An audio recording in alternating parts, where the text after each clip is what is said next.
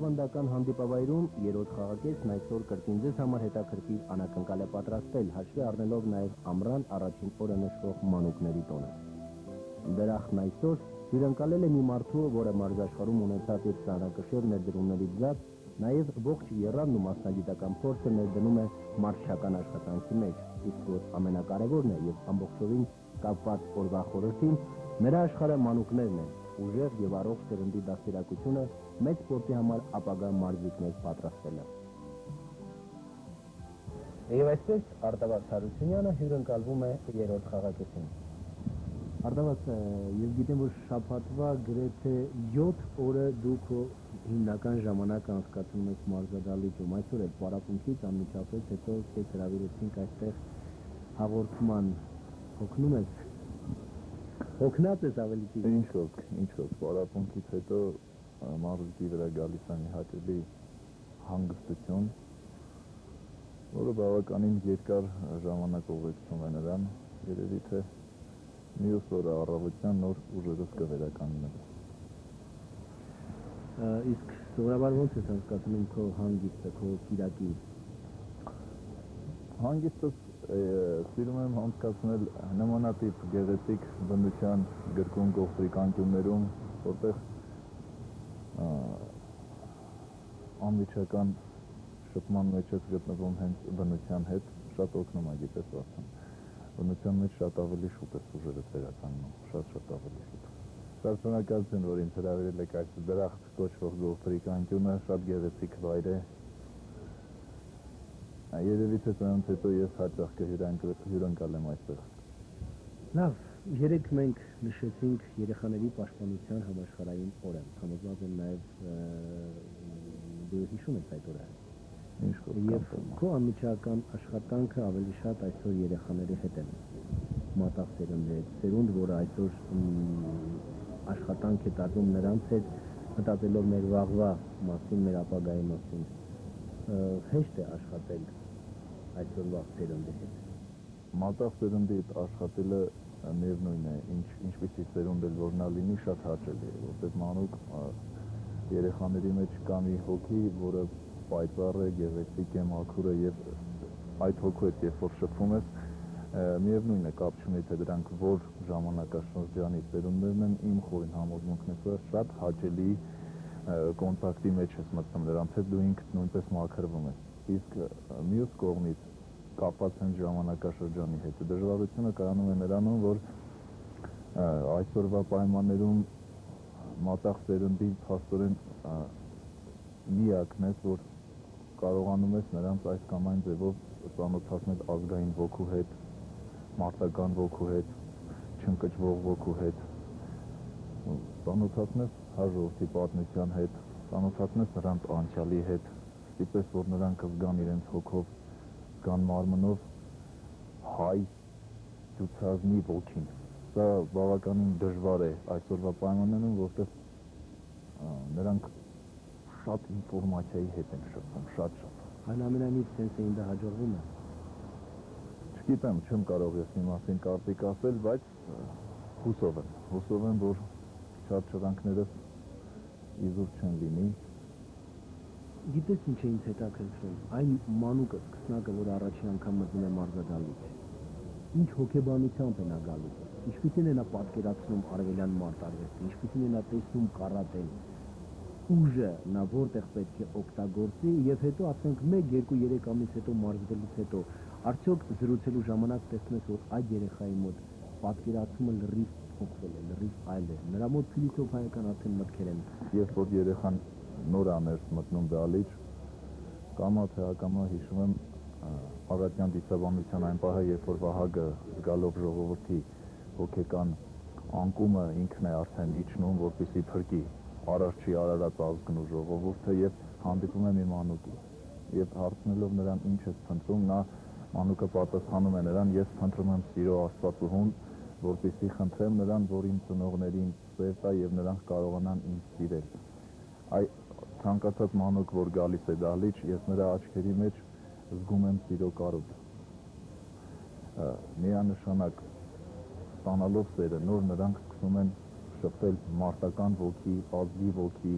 չընկճվող ոգի հասկացությունների հետ։ Ինձ թվում է, որ նրանք առաջին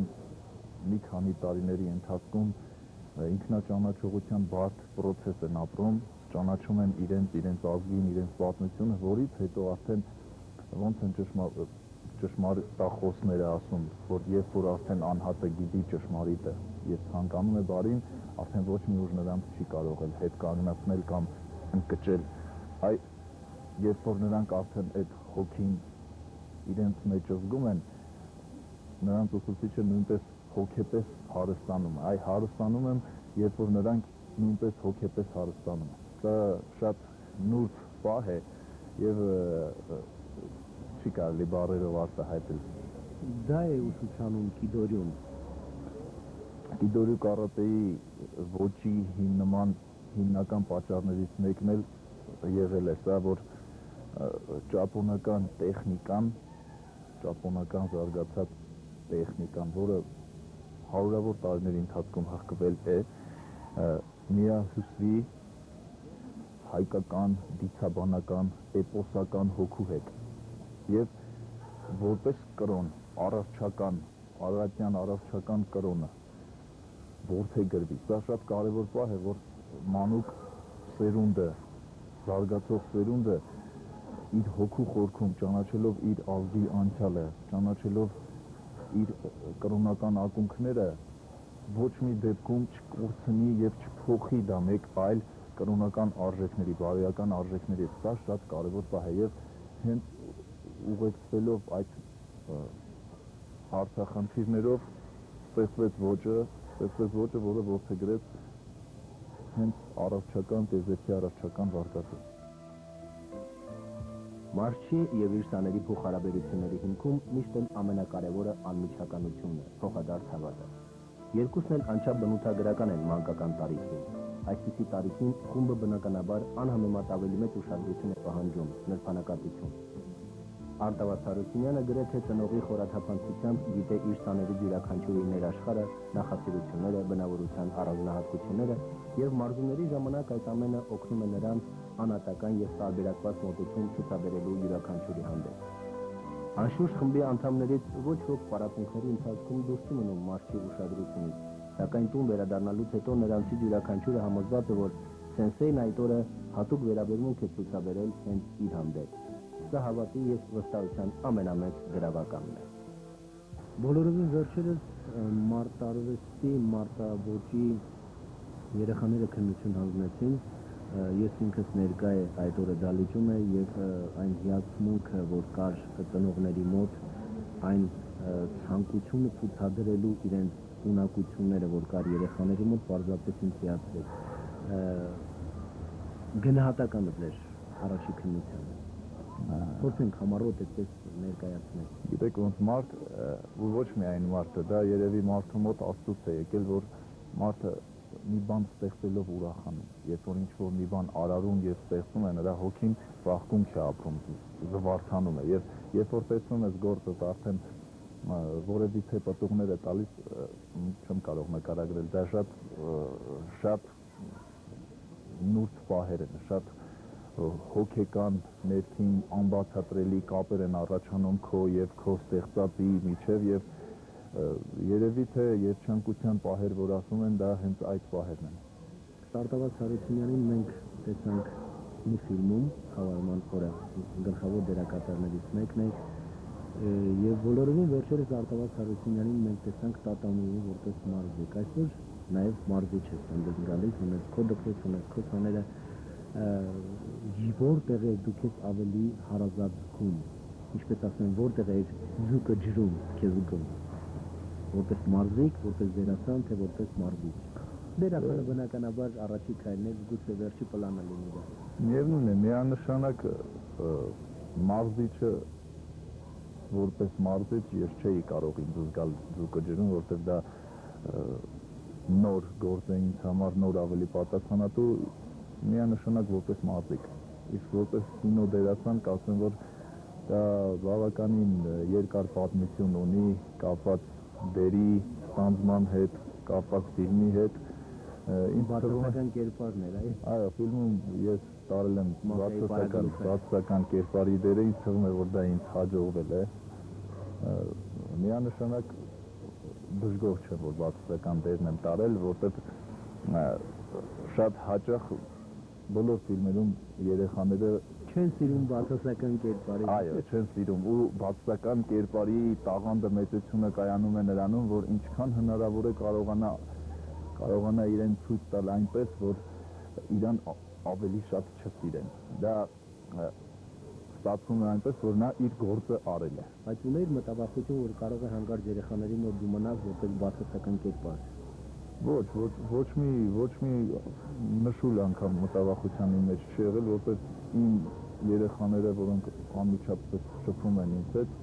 նրանք ինձ շատ լավ են ճանաչում։ Ինչ կմաղթես մեր այսօրվա սերունդին։ Ինչ ցանկություն ունես նրանց հետ։ Ես մեր այսօրվա սերունդին ունեմ այսպիսի մաղթանք, որը ինձ սրտի մեծագույն ցանկությունն է, ցանկանամ, որ նրանք մեծանան ամենակարևորը կրթված ու գրագետ, ճանաչեն իրենց ազգին, ճանաչեն իրենց պետության եւ ազգի պատմությունը եւ վերջապես կարողանան ճանաչեն իրենց, այսինքն իրենց ամբողջ կյանքի ընթացքում ոչ մի դեպքում չկորցնեն հային հատուկ ոգին, որտեղ ամեն ինչի որոշիչը ոգին է։ Ես կուզենամ, որ նրանք ապրեն ու մեծանան հայկական, դյուցազնական, սասնածռերի էպոսական ոգով։ Հրաշալի մաղթանք եւ կուզենայի մեր զրույցի ավարտին, քանի որ մենք դրախտ սրճարանում ենք, դրախտ ռեստորանային արդեն համալիր է, հրաշալի այս վայրում ենք եւ հավանաբար դու միշտ տեսել ես, որ այստեղից երբ հաղորդումը պատրաստում ենք, գրեթե միշտ իմ հյուրերի բախտը ես փորձել եմ ձգնորսությունում, այսօր այդ հնարավորությունը կրկին մեզ տվել է այս համալիրի տնօրությունը։ Ոսկե ձկնիկ ենք բռնելու, ոսկե ձկնիկ բռնել, այո։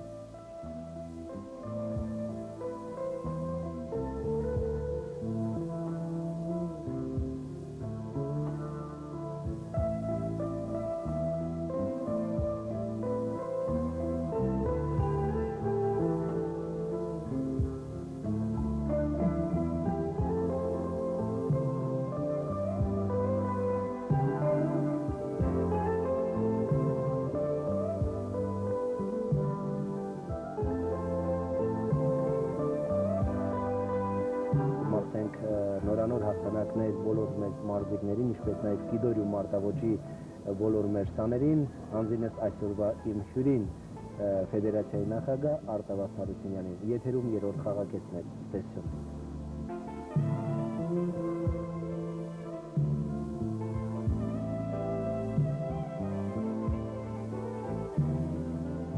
Սակայն մի բան պարզ էր, որ 73-ին արդեն նախկին խորհրդային